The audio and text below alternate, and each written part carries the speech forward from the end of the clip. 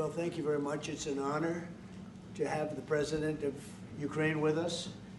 We've had a lot of good discussions, a lot of good talks, and I think progress is being made, very, very substantial progress in many ways. We had a good meeting, as you know, just a short while ago with the President of Russia, and I think there's a possibility that something could come out of it, and today's meeting is very important. We have, I guess, the seven very powerful leaders from Europe, and we're going to be meeting with them right after this meeting, and thank you very much for being here. Thank you so much, Mr. President. If I can, first of all, thank you for invitation, and thank you very much for your efforts, personal efforts to stop killings and stop this war. Thank you, and using this opportunity, many thanks to your wife, First Lady of the United States. She sent a letter to Putin about our children, abducted children, and my wife, First Lady of Ukraine, she gave the letter. It's not to you, to your wife. Oh, I want it. Yeah. So we are saying this sensitive topic, yes, please. And thanks to our partners, and that you supported this format, that after our meeting we can have leaders who are around us, UK, France, Germany, Italy, Finland, EU, NATO, I mean all partners around Ukraine supporting us. Thanks to them, and thank you very much for invitation. Thank you very much for being here. President Trump. Do you think it's fair? Yes, Peter, go ahead. Thank you, President Trump. So, President Zelensky, you say in a post on X today, Russia must end this war, which it itself started. President Trump, you say President Zelensky of Ukraine can end the war with Russia almost immediately if he wants to, which is it? Yeah, I think that's true. I think they'll. We're going to have a meeting. I think if everything works out well today, we'll have a trilat. And I think there will be a reasonable chance of ending the war when we do that. And is this the end of the road for American support for Ukraine? Is today's meeting deal or no deal? I can never say that. It's never the end of the road. People are being killed, and we want to stop that. So I would not say it's the end of the road. No, I think we have a good chance of doing it. It's been almost 4 years now that a lot of people were killed last week. A lot of people last week. I mean, millions of people killed, but a lot of people last week for whatever reason. A big number, a lot of soldiers, on both sides. And I know the president, I know myself, and I believe Vladímir Putin wants to see it ended. And as you met with Putin on Friday, today you've got President Zelensky here. As you listen to Russia and Ukraine, which side has the better cards? Right? Well, I don't want to say that. I'm just here to be, look, this isn't my war. This is Joe Biden's war. He's the one that had a lot to do with this happening, and we want to get it ended. And we want it to end good for everybody. We want it to end good. The people of Ukraine have suffered incredibly. And to that point, President Zelensky, are you prepared to keep sending Ukrainian troops to their deaths for another couple years, or are you going to agree to redraw the maps? Thank you for your question. So, first of all, we live under each day attacks. That today have been a lot of attacks and a lot of wounded people, and the child was dead, small one year and a half. So we need to stop this war, to stop Russia, and we need support American and European partners, and we will do our best for this. So, and I think we show that we are strong people, and we supported the idea of the United States, personally of President Trump, to stop this war, to make a diplomatic way of finishing this war, and we are ready for trilateral, as President said. This is a good signal about trilateral. I think this is very good. Thank you. Mr. President,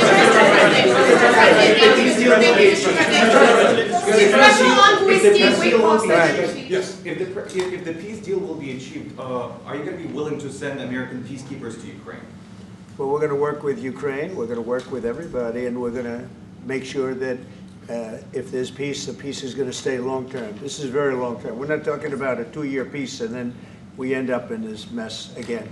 We're going to make sure that everything's good. We'll work with Russia. We're going to work with Ukraine, and we're going to make sure it works. And I think if we can get to peace, it's going to work. I have no doubt about it. Your team has talked about Your team has talked about security guarantees. Could that involve U.S. troops? Would you roll that out in the future? We'll let you know that maybe later today. We're meeting with 7 great leaders of great countries also, and we'll be talking about that. They'll all be involved, but there'll be a lot of help. When it comes to security, there's going to be a lot of help. It's going to be good. They are first line of defense because they're there. They're Europe. But we're going to help them out also. We'll be involved. Mr. President, Vladimir Putin mentioned that the war will not end without addressing the root causes of this war. Have you had an understanding what are the root causes of this war? Well, look, the war is going to end.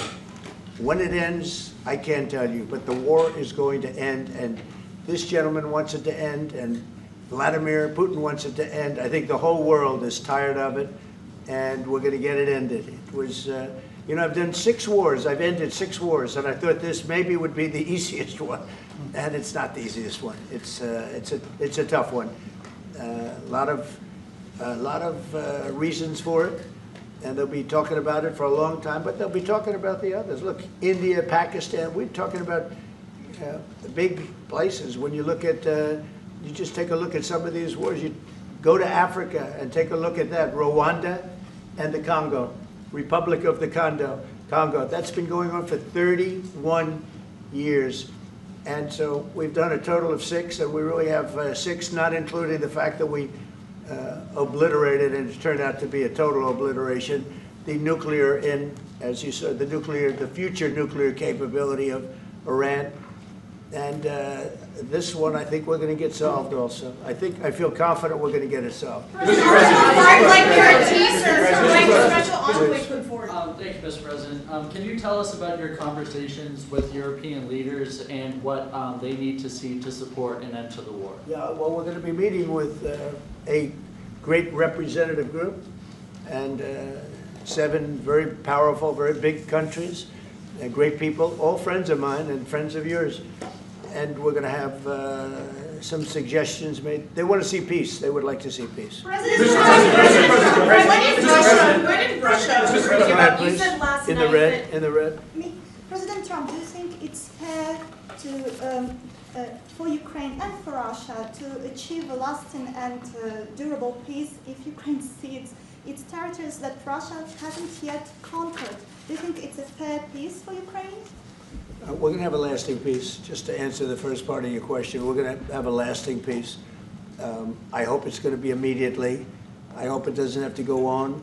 And I think people of the whole world is going to be very happy when that's announced. Just Yeah, a please. follow-up. Mr. President, you posted on social media, Mr. President, a very touching letter from the First Lady, and the letter was hand-delivered to President Putin, and it calls for an end to the war, essentially, because of the children and the children's future.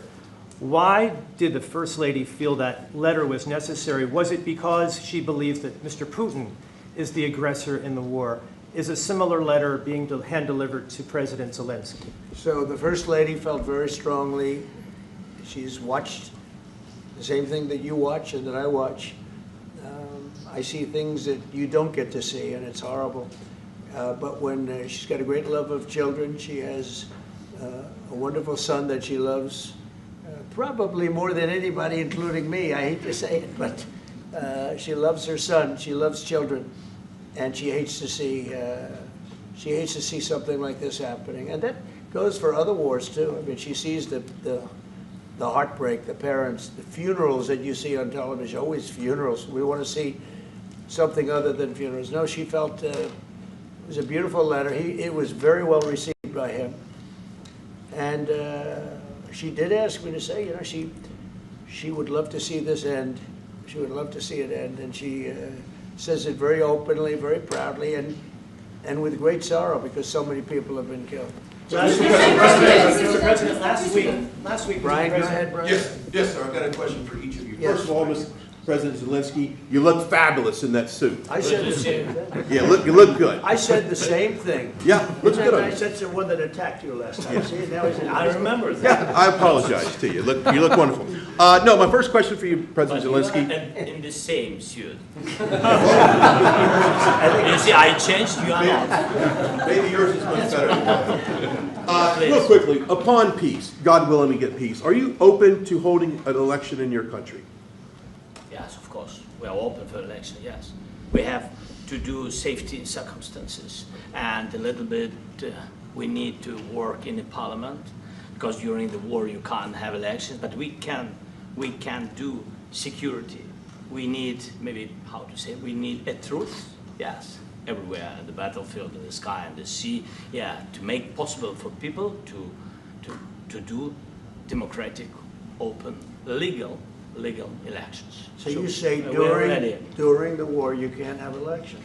So let me just say 3.5 years from now, so you mean if we happen to be in a war with somebody, no more elections? Oh, that's good. I wonder what the fake You like news this is. idea? Yeah. No. Speaking of news, I got a question for you. This sounds insane for me even to ask this, but do you think the American media really doesn't even want a peace deal because they've been so critical of you every step of the way as you lead the charge for peace? It's an amazing phenomenon. I said that if in the settlement you got Moscow, St. Petersburg, and thousands of miles around them, they would say, I made a bad deal. The level of hatred and animosity is incredible. Not with all. I mean, we have great people up here. We also have terrible people up there that I think are told what to say. But, you know, in solving all of these wars, they don't even write about it. You know, I saw major wars. I saw wars that have been going on for 31, 35, and 37, and a couple of quicker ones. One that was going to go into a full-blown deal very quickly. You know what the one I'm talking about. It was a big one. But they don't even write about that. No matter what I do, no matter what, and you know, this is not anything to do with you. It's probably to your advantage in a certain way. But no matter what I do, no matter what deal I make, from my standpoint, you'll come out good. Maybe President Putin will come out good. But they'll say, Trump was absolutely horrible. It's just that, and I've lived with that for a long time. I've lived with it since just before the first election. I used to get great publicity. Now I get the worst publicity anyone's ever gotten in office, but I won in a landslide, so that people understand. They're the only ones that count, ultimately. But I've also had great reporters. I've had journalists that are very good. But it's very sad when you do the right thing. As an example, they said, because of the fact that Vladímir Putin came to American soil, this was a tremendous defeat for Donald Trump. No, it was really wonderful that he did it. It was a hard thing for him to do, to be honest with you. It was the opposite of what they said, but they said it. Now, if he didn't come, they'd say that was also bad for Trump. You know, there's no way. And there's just a great dishonesty of the press, and I think that's why it's lost its credibility. You know, its credibility is at an all-time low. We have a thing going on right now in D.C. We went from the most unsafe place anywhere to a place that now friends are calling me up, Democrats are calling me up, and they're saying, sir, I want to thank you. My wife and I went out to dinner last night for the first time in 4 years, and Washington, D.C. is safe, and you did that in 4 days. I'll tell you, it's safe. I had another friend of mine. He has a son who's a great golfer. He's on tour, and he came in 4th yesterday in the big tournament where Scotty Scheffler made the great shot, and he said his son is going to dinner in Washington, D.C. tonight. I said, would you have allowed that to happen a year ago? He said, no way, no way. He said, what you've done is incredible. And I think the people realize it. But the press says, he's a dictator, he's trying to take over. No, all I want is security for our people. But people that haven't gone out to dinner in Washington, D.C. in 2 years are going out to dinner. And the restaurants the last 2 days were busier than they've been in a long time. Thank you. I walked around yesterday with MTG. If you can walk around with DC with MTG and not be attacked, the city is safe. Yes. Thank you, Mr. President. Last week you warned of what you called severe consequences if a 30-day ceasefire or any type of ceasefire were not agreed to by Russia. Will there be severe consequences? Does that change because of your I don't meeting think you with need a President ceasefire. You know, if you look at the 6 deals that I settled this year, they were all at war. I didn't do any ceasefires. And I know that it might be good to have, but I can also understand strategically why, well, you know, one country or the other wouldn't want it. You have a ceasefire and they rebuild and rebuild and rebuild, and, you know, maybe they don't want that. But if you look at the 6 deals that we made peace, and you know, long-term, long-running wars, I didn't do any ceasefires. Would I like the concept, you know, I like the concept of a ceasefire for one reason, because you'd stop killing people immediately, as opposed to in 2 weeks or 1 week or whatever it takes. But we can work a deal where we're working on a peace deal while they're fighting. They have to fight. I wish they could stop. I'd like them to stop. But strategically, that could be a disadvantage for one side or the other. But all of these deals I made without even the mention of the words ceasefire. President Zelensky, can you explain the decision to offer Ukraine Article 5-like security guarantees, but stop short of pushing for their full membership? Yeah, well, we haven't done anything on that yet.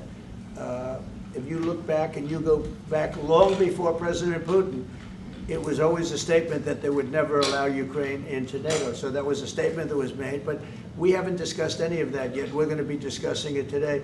But we will give them very good protection, very good security. That's part of it. And the people that are waiting for us, they are, I think they're very like-minded. They want to help out all. Thank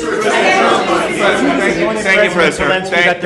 Thank you, President Trump. Are you disappointed there's no ceasefire, Mr. President? The United States has already given hundreds of billions of dollars to this war effort in Ukraine. Biden. At best, it is a stalemate, and the killing continues. So, President Trump, how much more is the United States willing to give Ukraine? And President Zelensky, how much more do you want? Well, I'll start off just by saying we're not giving anything now. We're selling weapons. This is something before, I guess the number is well over $300 billion. That was under Joe Biden, a corrupt politician, not a smart man, never was. By the way, go back 40 years, he was not a smart man 40 years ago either, but now he's in particular bad. This was done by a corrupt administration that shouldn't have been in, and frankly, if the right results of the election were given, if I were president, this war would have never taken place, and he would have been very happy, because he would have liked to have seen, I mean, they went through hell. He went through hell. This war would have never happened, and the people that were killed, a couple of million people, a lot of people with soldiers and everything else, and the people that have been displaced and forced into other areas and other countries because of what's happened, none of that would have happened. And I'm just saying that he was a horrible president, whether it was the borders or this, he was just a horrible, corrupt president. Mr. President, You want to I can. Thanks so much. So first of all, we have possibility now to buy weapon from the United States. We are thankful for this program and this opportunity. We are thankful for Europe. They pay for this. And through NATO program, for example, Pearl and etc., we have some programs where we can have some money to finance this. And this is a part, I think, it's not a part for the war and to defend us. It also will be a part for security guarantees, to strengthen our army, to rearm Ukrainian army. This is very, very important. And it depends how much money we need to rearm. For example, the question of air defense, we spoke about it with President Trump, and I'm happy that we have now bilateral decisions and we work on it with production, American production. Nobody in Europe has so many air defense like Patriots, for example. We need it very much, and this is also about defending. President Zelensky, can I ask President Zelensky a I question? think the good news, we make the best military equipment in the world by far. You mentioned the Patriots. How good are they? Systems. We have systems, they're literally 100% foolproof. And it's really like shooting two bullets, you know, two bullets hitting each other in the air in a space like this. The chances, 100%. It's 99 to 100%. So we sell the equipment to NATO. And NATO does what, I don't know what the arrangement is that you have with, but I know that they want you to have the equipment. And we're getting the best equipment in the world, but they pay us for the equipment. Under Biden, it was just crazy what was going on. I believe the number is over 300. I think it could be $350 billion worth of equipment and money and everything else. And we've made more progress in settling this war in the last 2 months and they made in 4 years. This should have been settled a long time ago, but it should have never happened. Yeah, please. Real quickly, you pushed out on social media. All right, Brian, go first. You pushed out on social media about doing away with mail-in ballots and potentially electronic voting machines. Can you expand on that and how important Well, that is? that's a very off-topic, just really quickly. Mail-in ballots are corrupt. Mail-in ballots, you can never have a real democracy with mail-in ballots. And we, as a Republican Party, are going to do everything possible that we get rid of mail-in ballots. We're going to start with an executive order that's being written right now by the best lawyers in the country to end mail-in ballots because they're corrupt. And you know that we're the only country in the world, I believe, I may be wrong, but just about the only country in the world that uses them because of what's happened. Massive fraud all over the place. The other thing we want change are the machines. For all of the money they spend, it's approximately 10 times more expensive than paper ballots. And paper ballots are very sophisticated with the watermark paper and everything else. We would get secure elections. We'd get much faster results. The machines, I mean, they say we're going to have the results in 2 weeks. With paper ballots, you have the results that night. Most people, but most people, many countries use paper ballots. It's the most secure form. So between paper ballots, very, very important, paper ballots, and I think maybe even more important, the mail-in voting. We're going to end mail-in voting. It's a fraud. If you have mail-in vote, even Jimmy Carter with this commission, they set it up. He said the one thing about mail-in voting, you will never have an honest election if you have mail-in. And it's time that the Republicans get tough and stop it because the Democrats want it. It's the only way they can get elected. Because with men and women's sports and with transgender for everybody and open borders and all of the horrible things, and now the new thing is they love crime. They're fighting me on the fact that I've made Washington, D.C. safe. We're not going to get mugged, beaten up, or killed like all the people you've been watching get so badly hurt. I'm glad, I hate to take your time with this, but I'm glad you asked me that question. Sorry. We're going to stop mail-in ballots because it's corrupt. You know, when you go to a voting booth and you do it the right way and you go to a state that runs it properly, you go in, they even ask me, they asked me for my license plate, for identity. I said, I don't know if I have it. They said, sir, you have to have it. I was very impressed, actually. But it's very hard to cheat with mail-in voting. As you know what happens in California, it's so corrupt, where some people get 5, 6, 7 ballots delivered to them. Now, we got to stop mail-in voting, and the Republicans have to lead the charge. The Democrats want it because they have horrible policy. If you have mail-in voting, you're not going to have many Democrats get elected. That's bigger than anything having to do with redistricting, believe me. And the Republicans have to get smart. We're not going to have a country. I said for a long time at rallies, you need borders and you need free and fair elections. Those two things, otherwise you don't have. We have strong borders now. In 90 days, Mr. President, we didn't have 0 in 3 months. Not one person came in illegally into our country. In fact, even I find that hard to believe, but it's run by a little bit of a liberal group that put out the numbers, so I guess it's, but 0, 0, and 0. You go back a year ago, 2 years ago, 3, millions of people poured into our country. It was terrible. Thank you very much. President Zelensky, what security guarantees do you need from President Trump to be able to make a deal? Is it American troops, intelligence, equipment? What is it? Everything. And really, it includes 2 parts. First, strong Ukrainian army. That's what I began to discuss with your colleagues. And it's a lot about weapon and then people and training missions and intelligence. And second, we will discuss with our partners. It depends on the big countries, on the United States, on a lot of our friends. And Mr. President, are you willing to commit American troops to that NATO-like protection in order to get President Zelensky to a deal today? Well, I don't know if you define it that way, but NATO-like, I mean, we're going to give, we have people waiting in another room right now. They're all here from Europe, biggest people in Europe, and they want to give protection. They feel very strongly about it, and we'll help them out with that. I think it's very important. I think it's very important to get the deal done.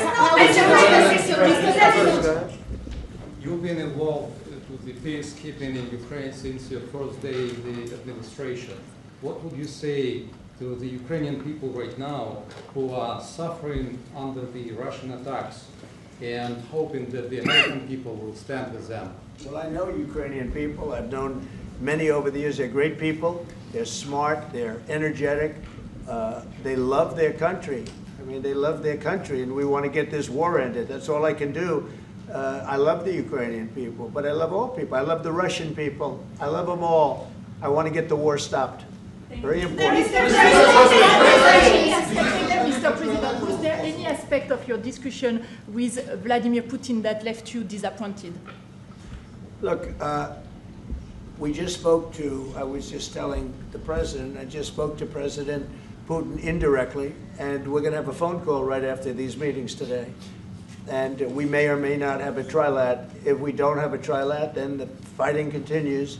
And if we do, we have a good chance. I think if we have a trilat, there's a good chance of maybe ending it. But he's expecting my call when we're finished with this meeting. Thank you very much, everybody.